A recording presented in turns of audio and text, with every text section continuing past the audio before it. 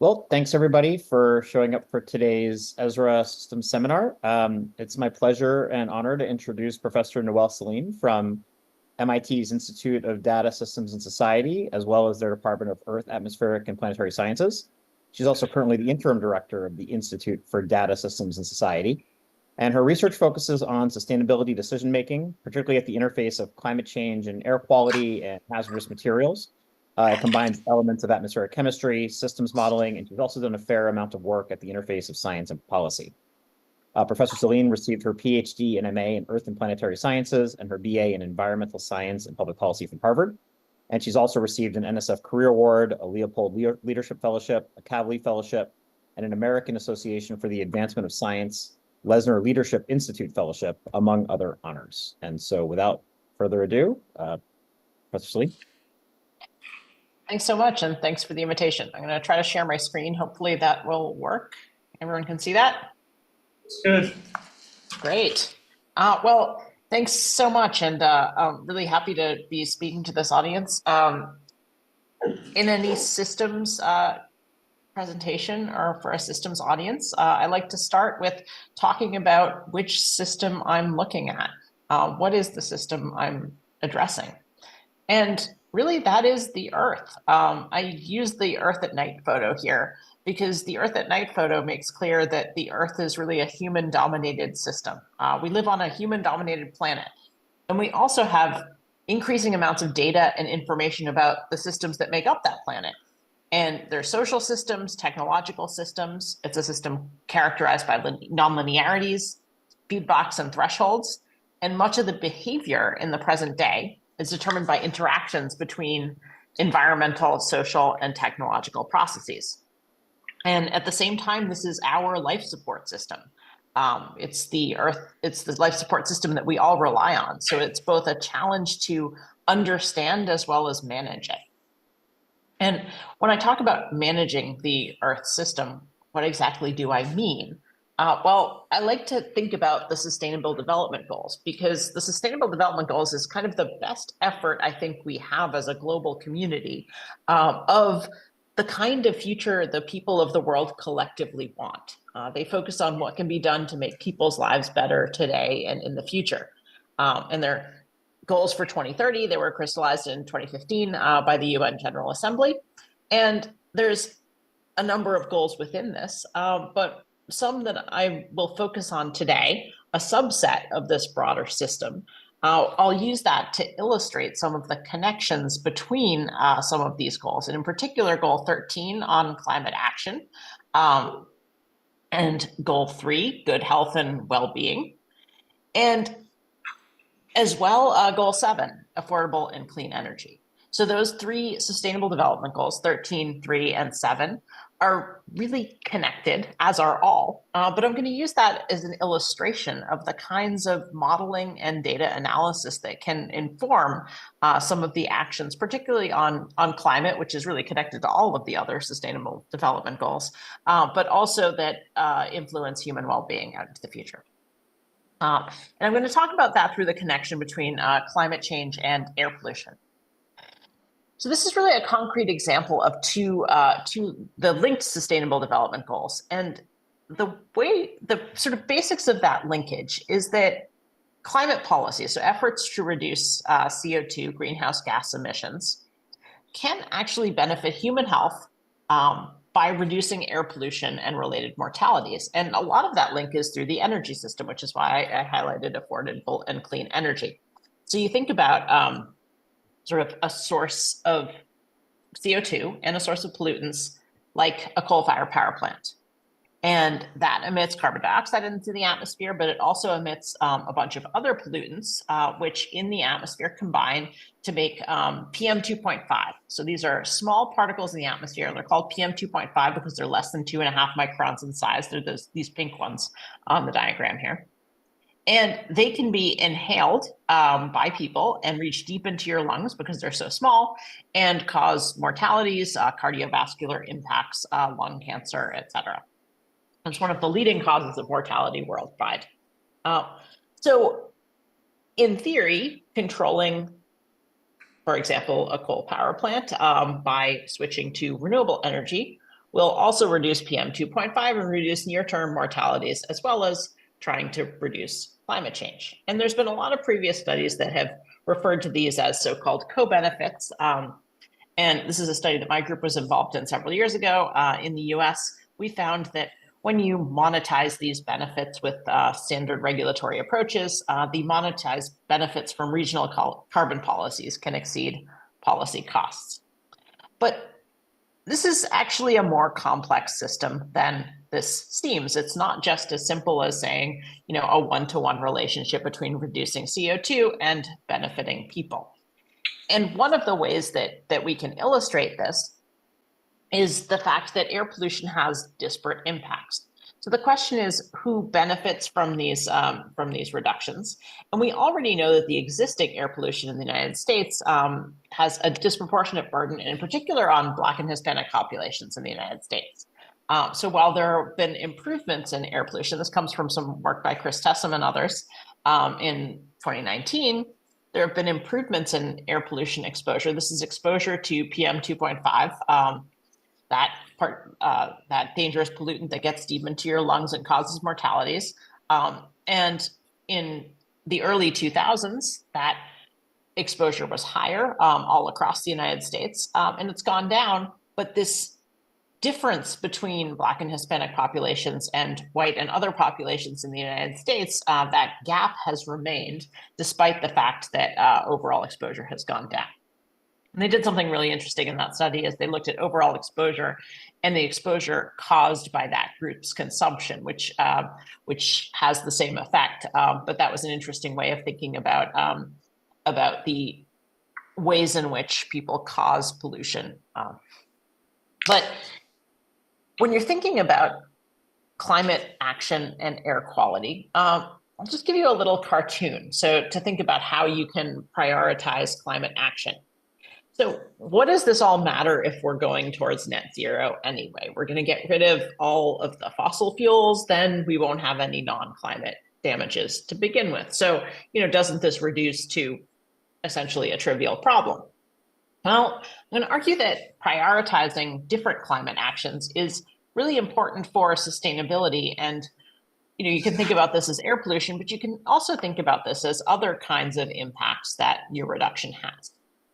So I'm going to posit in this little cartoon that each ton of CO2 is associated with different amounts of non-climate damages. And you can think about this as air pollution, but you can also think about this as water or other kinds of damages. And if you consider a total emission of a certain number of tons and an emission target to reduce CO2 by 2050. Now, if you didn't reduce CO2 at all, you'd have 100% of your year 2020 damages, and you wouldn't reduce the CO2 or related damages at all. Pretty simple to start with. But if you reduced an equal amount of CO2 per year, if each of those tons of CO2 had the same amount of non-CO2 damages, then the marginal benefit of CO2 reductions would be the same every year, and eventually you'd go down to zero. So your first unit of CO2 that you reduce has the same benefit as your next unit of CO2. So then again, you'd have that one-to-one relationship between CO2 and other damages, which we actually know isn't the case. So what are we looking at in the real world? Well, we know that some CO2 sources, so older coal plants with no emissions controls, have greater per ton of CO2 damage than others. And the energy system equivalent of that is a natural gas plant, for example, with the latest technology. So that means that the order in which you reduce them influences the cumulative damages, so the area under the curve. So you could end up with something like this, where you reduce less damaging sources first. So you have more of that damage persisting out to about 2040. Or you could reduce the most damaging sources first, and you have only a little bit of that damage remaining until you get to your same net zero goal. And if you have a situation, and this is just a hypothetical, if 10% of your sources cause 70% of your damage, there can be a fourfold difference in your cumulative impact between, say, now and 2050, depending on the order in which you reduce CO2. Now, the really interesting systems challenge is that we don't really know. There's no lookup table that says for each unit of CO2, there's this much damage. Even for just the simple case of air pollution, never mind for all of the other kinds of sustainable development goals might be considering. So what can we do to really understand that? And that's where really the modeling and analysis comes in. And that's what my group does, uses air pollution and climate as really a test bed to think about how these systems are connected, what kind of tools we can apply to better understand them. And when you're talking about energy systems, these are pretty complex systems. And it's important to note that these non-climate damages incur two different communities. So a focus on where and when those occur and to whom is really important. So I'm going to show just a little movie, a cartoon to show you some work that we did on the energy system. And this is work that was done by a former graduate student, Melissa Fries. She graduated in 2023 from MIT in the Earth, Atmospheric and Planetary Sciences Department. She's now a postdoc at Carnegie Stanford. And this is a study that she did just looking at the US energy system and doing some test runs of what the impacts on air quality would be if you shut down all US nuclear plants. But what I'm using that for here is just to show you each of these dots is one of the electricity generation sources in the US. And the background here will show you the particulate matter levels that are associated with those plants. And the brown dots are coal plants. The little green ones are natural gas. The pink ones, if you see any of those are oil. And what you'll see on the left is the case we have of nuclear plants shutting down. And on the right, we have a case where there's renewables. And this is essentially a movie that we'll go through every day of the year. And you'll see there's a lot of variability day to day. On the right, you see less coal because you have more renewables in that case. And you'll see that the concentrations, that background of air pollution also varies seasonally and day to day. I'll show that movie just one more time so you can see the complexity really of that system. And this is data for the year 2016, but it is a representation of all those connections and the generation of electricity that's in some cases causing CO2 and in other cases also contributing to PM 2.5. So thinking about that system, how can we think about how to intervene in that system? Thinking about putting in reductions in CO2 and what would happen. And I'm going to show one example of data to think about what has happened in the past and one prospective example of thinking about CO2 reductions in the future. So this comes from two papers which are now published. The first one done by a former PhD student in my group, Minghao Chu, who's going to be a assistant professor at Stony Brook next fall, and really looking at the question of when you have mandates to put in wind power, that wind power can be used to displace fossil fuels. Was it in the system?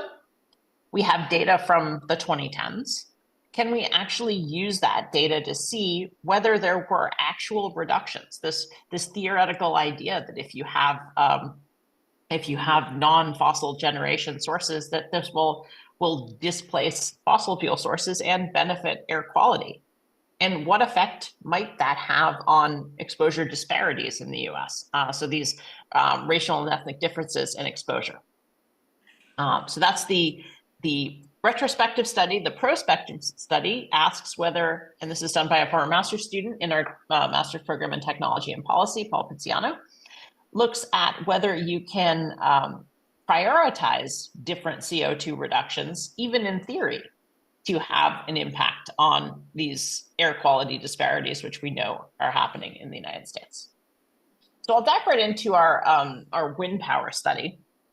And we really asked the question of whether that wind energy deployment affected air pollution. A lot of states in the 2010s had what were called renewable portfolio standards, which required a certain amount of their energy coming from renewable sources. Most of that was fulfilled by wind. And so the mechanism here is that, again, that those renewables fulfilled electricity demand in place of fossil fuel generation. That fossil fuel generation emitted pollutants that were like sulfur and NOx that contributed to particulate matter PM2.5 and also another regional air pollution, ozone. So what we had is we had hourly data from 2011 to 2017 of wind power. We had generation across the United States, and we had data on emissions. So what we could do from that is do a data analysis and perform regressions for each electricity unit in the United States. That's each dot in that little movie that we had that I showed you before. And we have hourly data of power generation, hourly wind power, and then we used a couple of control variables, like, for example, demand and seasonal variation. And what we were trying to get from these regressions was these beta terms, beta 1 and beta 2, the marginal effects of wind power on the emissions for each particular unit. So what it does is it says how each fossil fuel unit is responding to the input of wind power on the system. Then what we can do once we know that is we can say, okay, so we know the response of each power plant to a unit of wind. What was the actual air pollution implication of the wind power that were used to meet the targets halfway through that period in 2014? And once we have emissions from each of those plants, we can put that through a chemical transport model. So this is a three-dimensional model of the atmosphere that calculates wind and atmospheric chemistry and the formation of those particles in the atmosphere and how they blow around. And we can look at where people overlay that where people live and say, what are the air pollution implications of that emission scenario? So again, just going through, we do the data analysis first, have a data for each unit, and then what the implications are overall in the system. And this is some of our results. You'll notice we don't quite have data for the whole US, but we do have some of the major electricity producing regions. And we see that indeed the top fossil fuel plants do compensate for wind availability. They produce less electricity and they emit less. This is what we get for the changes in electricity based on wind power. Now, that dotted line is the total amount of wind power. Whoops. The dotted line is the total amount of wind power. Those gaps are probably because of electricity export to different regions, which we can't take into account. But those you'll see in the bottom, which is SO2, one of the major pollutants that comes from power plants. Those emission changes vary by the different electricity regions. In some regions, that displacement of power led to a lot less sulfur dioxide emissions, in particular in the Pennsylvania, New Jersey, Maryland area. But in some, there's not much change at all, like in California. And in some, like the New England region, there were even some potential increases in pollutant generation. And that really just shows you the heterogeneity of those plant responses. It's a combination of the fact that there are different emissions factors for each plant on the grid. And the wind power occurs at different times in different seasons and with different demand profiles. So you really start to see that this could have a very different effect depending on where and when the wind power is getting generated. All right, so that's our plant by plant information. Then we can actually put that through our atmospheric chemistry model and calculate the impacts of 2014 levels of wind deployment on particulate matter. And what we calculate in the bottom is the particulate matter, and then we can apply concentration response functions to say how many mortalities were avoided. That's about 230 mortalities we calculate were avoided. That's the totals in different states, based on the requirements for wind power in 2014.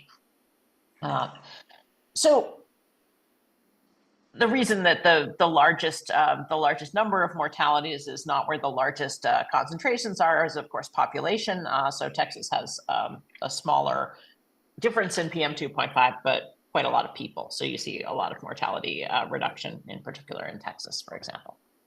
But then we asked ourselves the question, well, given this heterogeneity in the system, could we do better? Could we actually have a better impact? Could we have reduced mortalities more if different power plants could have displaced wind? So we did kind of a theoretical maximum calculation, and we got these graphs on the right. If we could have displaced generation to maximize health benefit instead of what was actually seen in the data, and you'll see that the patterns look about the same, but the magnitudes are quite different. This graph on the right goes down to minus 80 mortalities, and the PM 2.5 has a fourfold difference in scale. So it suggests that there's a lot more. Now we can actually look at this in dollar terms using some standard value of statistical life calculations that are typically used in US regulatory analysis. And we can see that there are large benefits from wind power. This top panel, the $5 billion, the PM 2.5 benefits are that mortality valuation. We can use a social cost of carbon, a sort of valuation of CO2 to calculate how much CO2 benefit, and you actually save some cost by not buying fuel for your fossil fuel plants. So that's basically the value of 2014 wind power. But this health damage minimizing scenario where we calculated if you displaced other fossil fuel plants, you would lose some cost savings on that, again, because it's sort of the least cost analysis, but you would triple your PM 2. Almost quadruple your PM 2.5 benefits. We also looked at different kinds of ways in which you could prioritize displacing fossil fuels differently, one of which was minimizing CO2.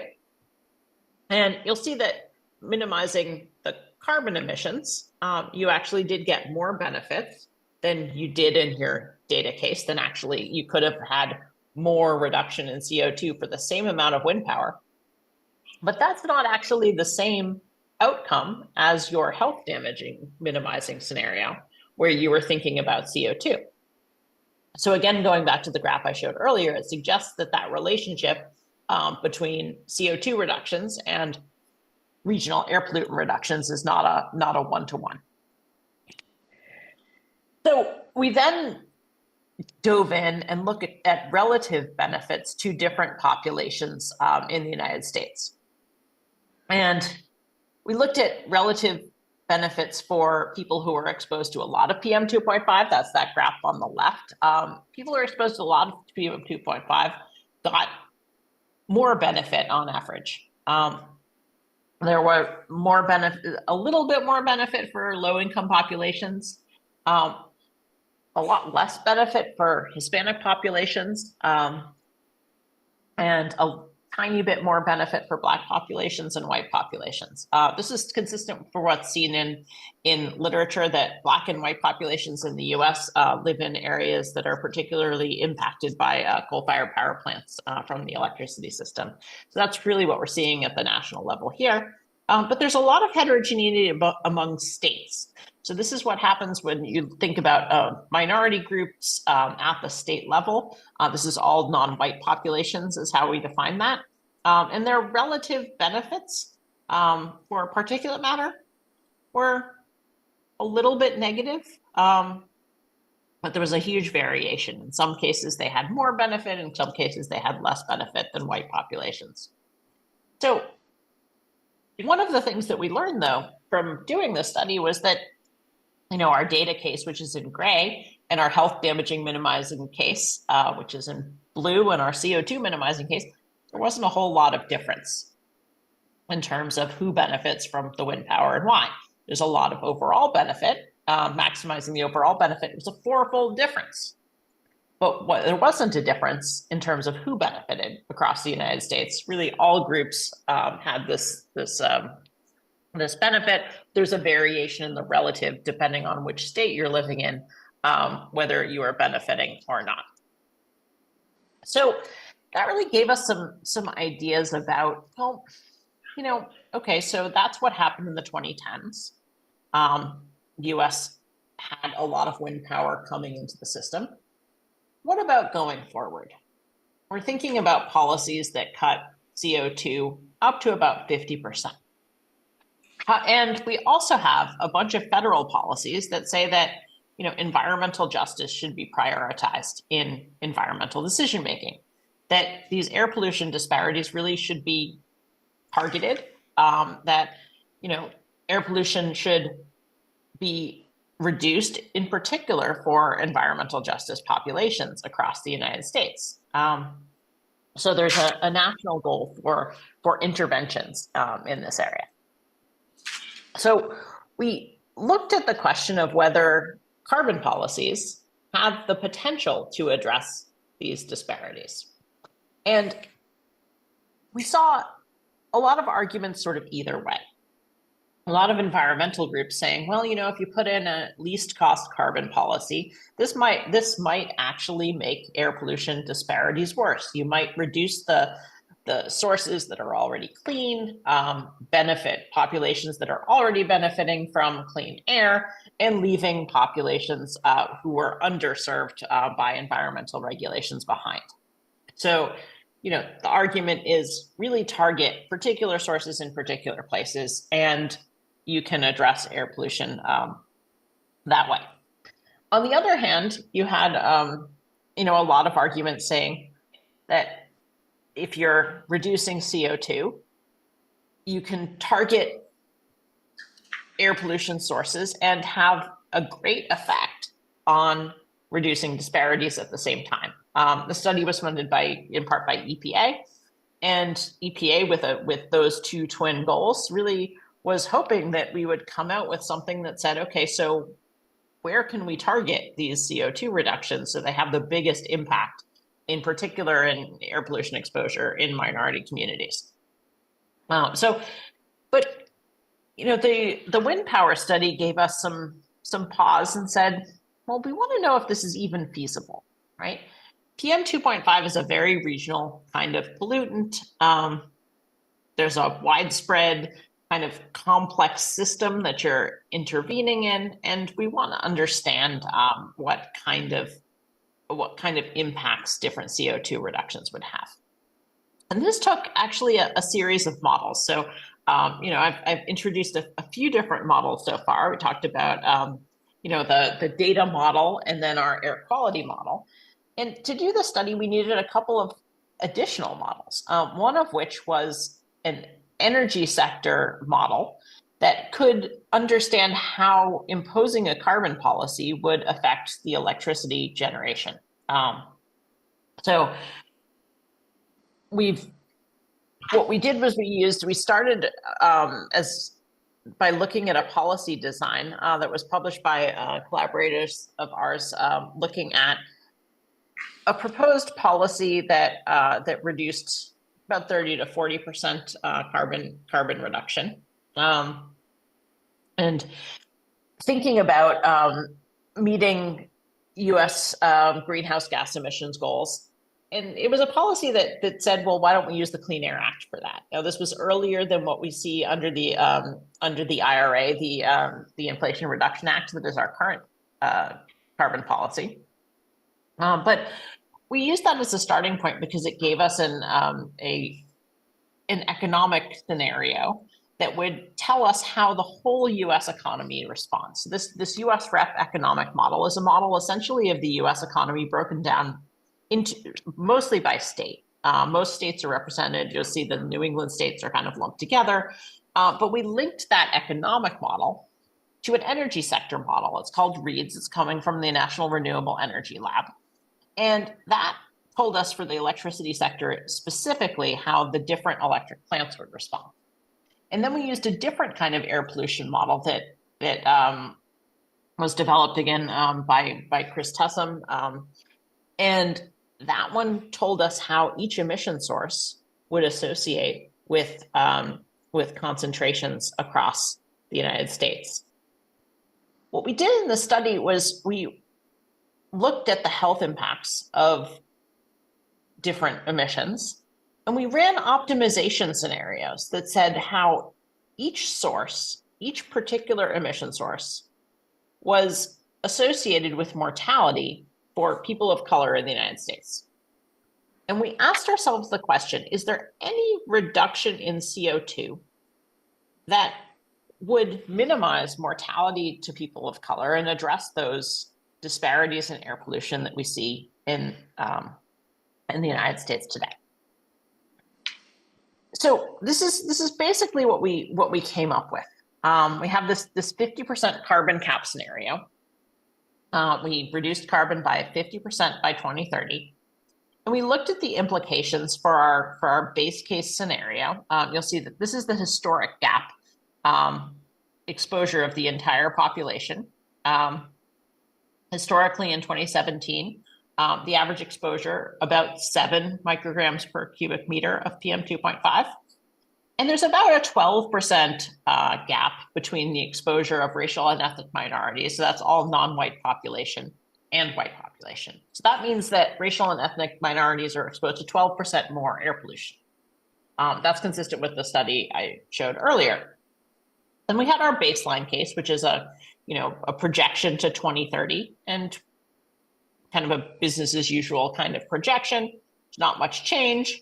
And then we looked at our carbon cap and what the exposure was. Now relative to our business as usual, it cut particulate matter a little bit, but it actually increased slightly the gap of exposure between the white population and racial and ethnic minorities. So this is our kind of baseline scenario. And, this was kind of a mixed bag. It didn't directly address air pollution disparities, but it didn't make them much worse either. I mean, it pretty much got to the status quo. Compared to our business as usual projection to 2030, we saw some minimal benefits for the whole US. Again, fraction of a microgram per cubic meter. Okay, so we asked ourselves, could we actually do better? Can we do this targeting effectively and look at who in the United States is exposed to air pollution and try to optimize it? So this is the result of our optimization. So can any combination of CO2 address disparities in air pollution exposure? We looked at different combinations of reductions. It's largely for the electricity and transport sectors, which are the biggest source of CO2. And that X at the top, that green X, is where we ended up for our base case. And the cloud in the back basically gives you all of our different optimization scenarios of different targets. We looked at more stringent targets and less stringent targets and tried to minimize the minority group exposure. So when we allowed any reduction to anywhere in the nation under that 50% cap, we got that green triangle. So we were able to move the disparity about 2 percentage points, so from about 12 to about 10, and reduce minority group exposure quite a bit more, actually. And it was some, but that was a lot of flexibility in source reductions for a small percentage point change. Again, we're talking about a baseline of about 12%. But we could do better. But that's essentially, we took every source in the United States and tried to turn it down in different combinations to meet those CO2 targets. We said, well, okay, so what about if we had a more stringent a CO2 target, 60% target, and allowed anyone in the nation to reduce? And we get that blue triangle. Exposure was less to minority groups, but the difference in disparity was lower. And that's because air pollution is really getting better for everyone under that 60% reduction. So the more you pull on that CO2 lever, the more you reduce air pollution, the better it gets for everyone, which means you're having less of an impact on that relative exposure. So we also did a bunch of other kinds of sensitivity simulations of whether you allowed, different caps by state or caps by sector. And those are sort of, they come out differently, but the maximized points are really the most important here, with where every source in the nation could change. So what does this tell us? This tells us that there's a system that has a lot of kind of inertia in it. And that inertia comes from where transportation sources are and where our power plants are. What we didn't allow to move is we didn't allow power plants to sort of wholesale relocate. Again, we're talking about goals for 2030 and 2050 here. So, we have a fairly short time scale. But it says to us that really these disparities that you're seeing in air pollution are really systemic problems, that changing the kind of structure of where people live, the structure of transportation, the structure of where electricity infrastructure is really affecting this problem. It's not just about sort of tweaking different aspects of the system under a CO2 reduction. But on the other hand, there is some optimism in that there is a good deal of potential to do better with smart reductions on the overall air pollution problem. So I want to summarize by saying that really those two studies taken together really show from a systems perspective that carbon policies can affect air pollution disparities in different ways in different locations. Was a slightly disappointing result on existing strategies, which were a mixed bag for addressing air pollution equity. But there was some potential for greater policy impacts. Again, that might be some more targeted or systemic interventions. And really showing the potential of some of these models and methods when you integrate different models from different sectors to address some of these systems problems towards sustainability.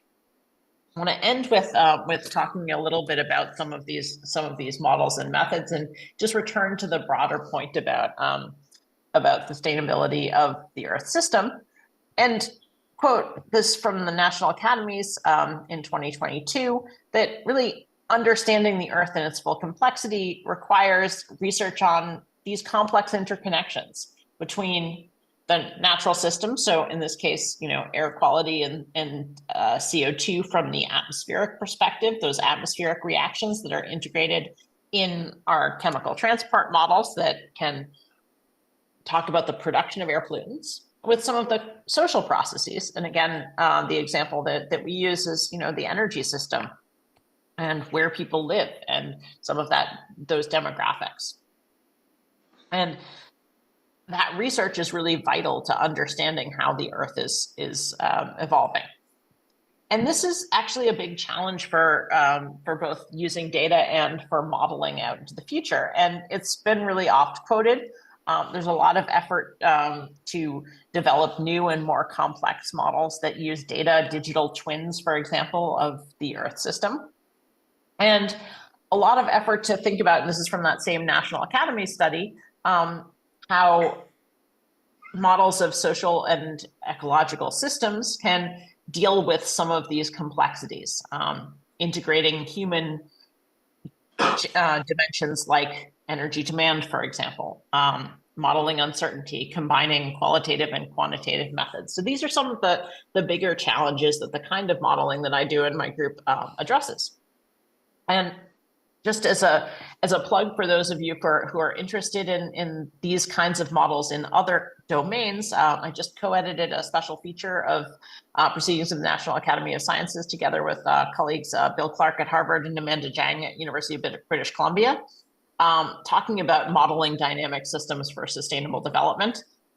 It's still in press. There's still a couple of papers to be released. But if you go to this website, pnas.org/topic/555, you can find a bunch of papers that integrate modeling of human and engineered systems with Earth systems and try to better understand those interconnections in ways that that can help plan for more sustainable futures.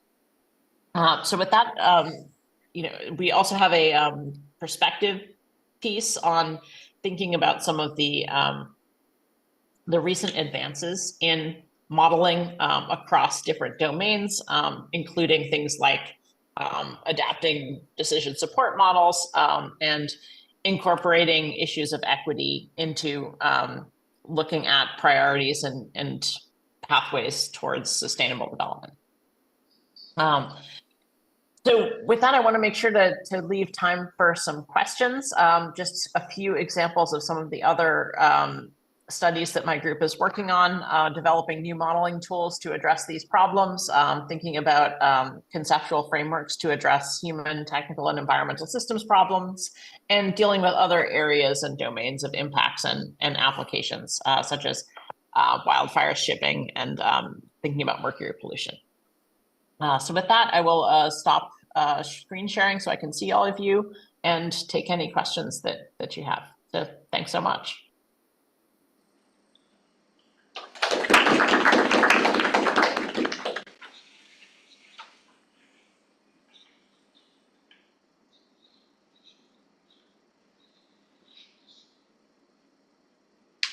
I have trouble seeing in the room, so I don't know who's calling on questions or if there's anyone online that has questions.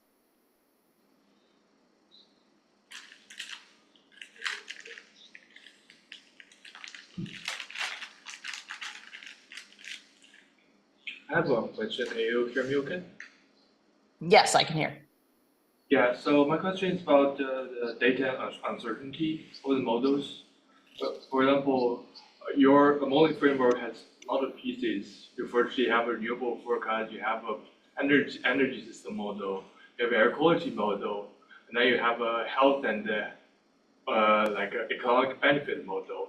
And for each of the model, there are a lot of uncertainties. And if one of the circle in the loop go wrong, you can get a very different result. So how do you quantify the uncertainty of the model? Yeah, that's a great question. So in the two studies I showed slightly differently.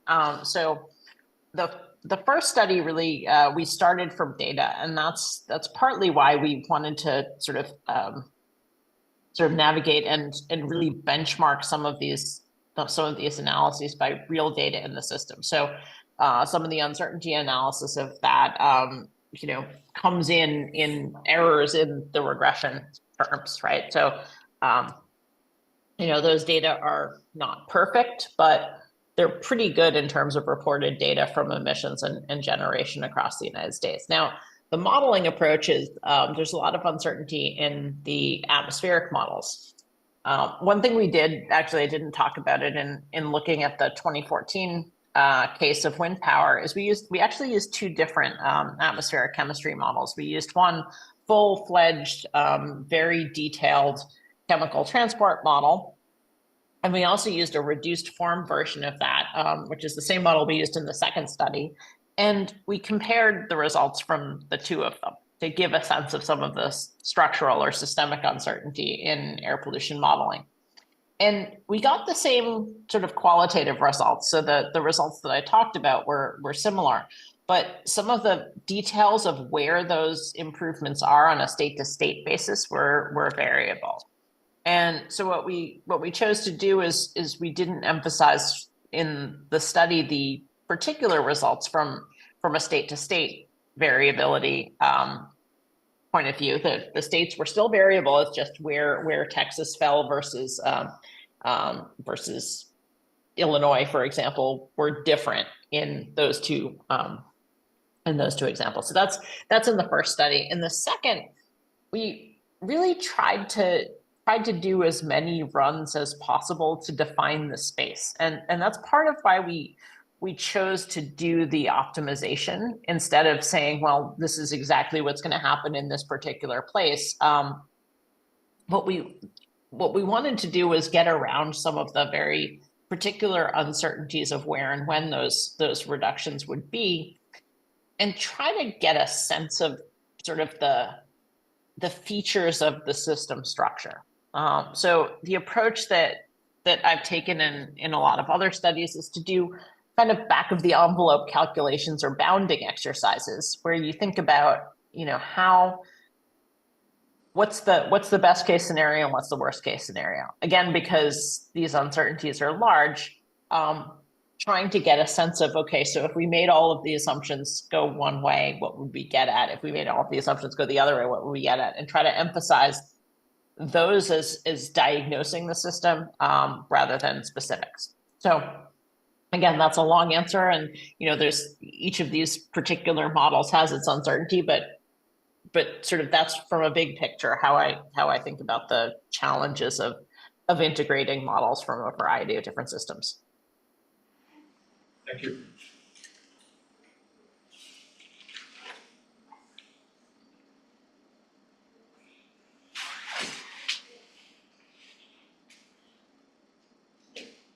Okay, then if there are no other questions, why don't we give Professor Selin a round of applause again to thank her for speaking.